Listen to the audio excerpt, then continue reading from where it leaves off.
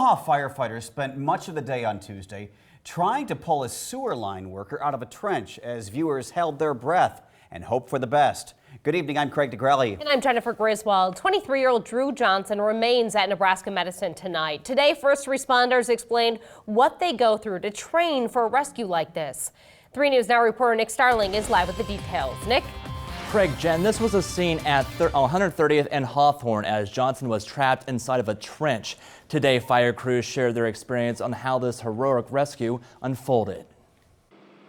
Hour after hour pass. The Omaha Fire Department surround a trench with utility worker Andrew Johnson trapped inside. I think the challenge with this rescue definitely was the trench itself was very deep and very narrow. Battalion Chief Kathy Bossman says their environment was dangerous as the ground was unstable. At one point, Mr. Johnson even indicated he could feel the walls getting closer to his shoulders, which tells us that the dirt is moving, it's shifting. Captain Terry Barney says that's because much of the ground was clay, which complicated this rescue. That's one of the most unstable conditions you can have. Barney says the top of the trench had an opening of 32 inches, towards the bottom just a foot. Johnson was trapped above his knee in soil. We had him unburied at one time, then there was a secondary collapse underneath him. OFD tried to stabilize the trench, having its own ladder and a vacuum to try and remove the dirt, while having some rescuers inverted, meaning going in head first. This is one of the most dangerous tech rescue incidents I've ever been at.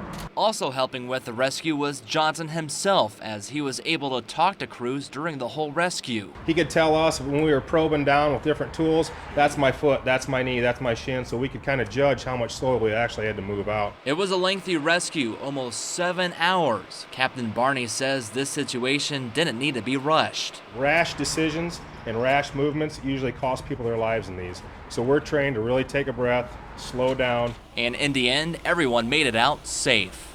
Make no mistake that every person that entered that trench was risking their life to get him out of there. There's no doubt about that in my mind.